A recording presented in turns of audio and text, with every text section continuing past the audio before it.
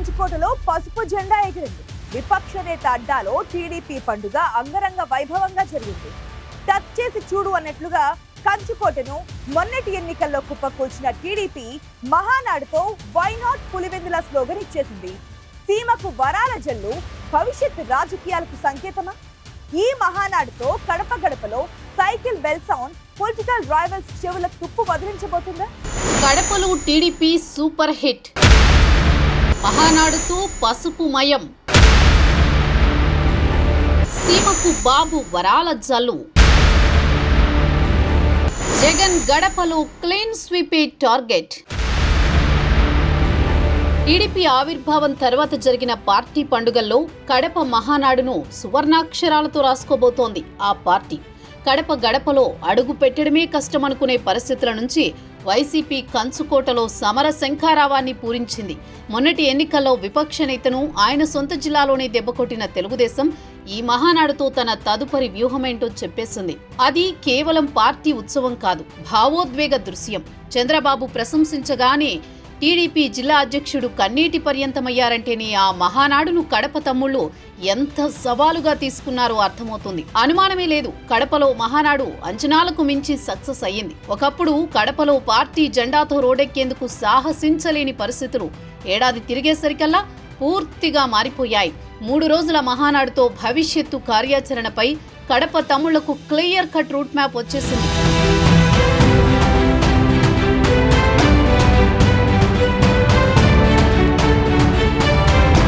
TDP ఆవిర్భావం తర్వాత కడప నగరంలో మహానాడు నిర్వహించడం ఇదే ఫస్ట్ టైం. ఈసారి కడపని వేదికగా చేసుకోవడం వెనుక ఎంతో వ్యూహం ఉంది. వైసీపీ అధికారంలో ఉండగా వైనాట్ కుప్పం అంటూ చంద్రబాబు నియోజకవర్గంపై గురిపెట్టింది వైసీపీ.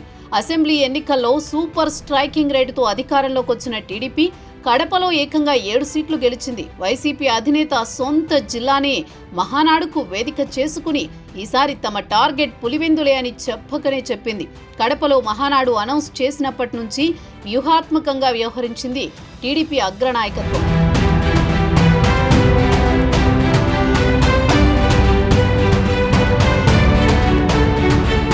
ఒకదంపుడు ఉపన్యాసాలు లేవు, ఎవరు మాట్లాడినా మహానాడు ఎజెండాతోనే. పైగా ఈసారి మహానాడు నిర్వహణలో యువ నాయకత్వానికి కీలక బాధ్యతలు అప్పగించారు. ఆర్గనైజింగ్ కమిటీలో యువ నాయకత్వానికి ఇదే కీ రోల్. ముఖ్యంగా నారా లోకేష్ టీం ఈసారి మహానాడు నిర్వహణ బాధ్యతలు చూసింది. విపక్ష నేత సొంత గడపలో తొలిసారి జరుగుతున్న మహానాడు కావడంతో ఎక్కడా సమన్వయ లోపాలు తలెత్తకుండా జాగ్రత్తలు తీసుకున్నారు. ఎక్కడికక్కడ వాలంటీర్లకు బాధ్యతలు అప్పగించి పోలీసులతో సమన్వయం చేసుకుంటూ భారీగా తరలివచ్చిన పసుపు దళానికి ఎక్కడా ఎలాంటి ఇబ్బంది కలగకుండా చూసుకున్నారు. గతంలో వైజాగ్, రాజమండ్రి, విజయవాడ, ఒంగోలు మహానాడుల్లో ట్రాఫిక్ సమస్య ఎదురైంది. కానీ ఈసారి దానికి అవకాశం ఇవ్వకుండా పక్కా ప్లాన్తో జరిగింది కడప మహానాడు. వేదిక ఏర్పాటు నుంచి వందన సమర్పణ దాకా ఎక్కడా ఏ లోపం జరగకుండా చూసుకుని సంస్థాగతంగా పార్టీ ఎంత పటిష్టంగా ఉందో మరోసారి చాటి చెప్పింది టీడీపీ. అన్నిటికంటే మించి కడప, రాయలసీమ అభివృద్ధికి పెద్దపీట వేసేలా నేతలు ప్రసంగాలు సాగాయి. కడప స్టీల్ ప్లాంట్ పనులు మరో 10 రోజుల్లో మొదలు పెడతామని మహానాడు వేదికగా స్వయంగా ప్రకటించారు టీడీపీ అధినేత చంద్రబాబు.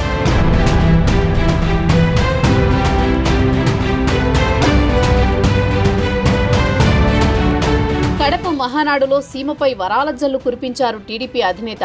తెలుగు గంగ, హంద్రీనివా, గాలేరు నగరి ప్రాజెక్టులకు శ్రీకారం చుట్టింది ఎన్టీఆర్ అని గుర్తు చేశారు. వంశధార నుంచి పెన్నా వరకు నదులు అనుసంధానం చేయాలన్న తన సంకల్పాన్ని వెల్లడించారు.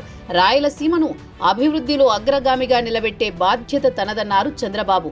కడప గడపలో ఉక్కు సంకల్పంతో సీమ ప్రజల చిరకాల వాంఛను తీర్చబోతున్నారు ఏపీ సీఎం.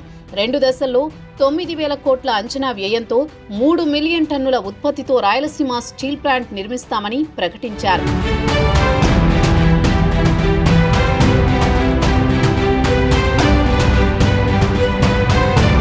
గండికోటను పర్యాటకంగా అభివృద్ధి చేస్తామని, అక్కడ శ్రీకృష్ణదేవరాయలు విగ్రహాన్ని ఏర్పాటు చేస్తామని మహానాడు వేదికగా ప్రకటించారు చంద్రబాబు. శ్రీశైలం, తిరుపతి క్షేత్రాలను మరింతగా అభివృద్ధి చేస్తామని ప్రకటించారు. ప్రభుత్వం ప్రతిష్టాత్మకంగా భావిస్తోన్న పోలవరం, బనకచర్ల నదుల అనుసంధానంపై మహానాడు సాక్షిగా భరోసా ఇచ్చారు.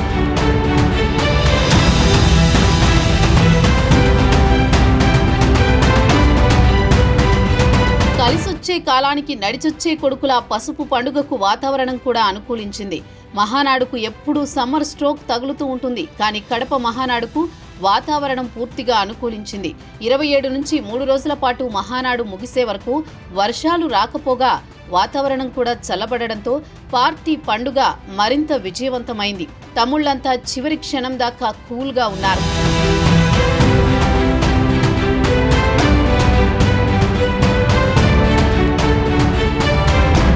మహానాడులో అన్నిటికన్నా అన్నగారి ఏఐ స్పీచ్ అందరినీ ఆకట్టుకుంది. తెలుగు జాతిని ఉద్దేశించి నందమూరి తారక రామారావు ప్రసంగం పార్టీ శ్రేణుల్లో జోష్ నింపింది.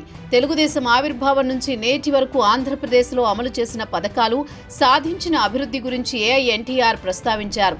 తాను ప్రారంభించిన పథకాలను గుర్తు చేస్తూ చంద్రబాబు నాయకత్వంలో రూపుదిద్దుకున్న సంక్షేమ పథకాలపై దివి నుంచి ఆయన స్వయంగా దిగివచ్చి ప్రశంసలు కురిపించినట్లు దీన్ని ప్లాన్ చేసుకున్నారు. నీ ఇంటికొస్తా, నీ నట్టింటికొస్తానని ఓ సినిమాలో బాలయ్య తొడగడతాడే, విపక్ష నేత సొంత గడ్డపై టీడీపీ మహానాడు కూడా అదే రేంజ్లో జరిగింది.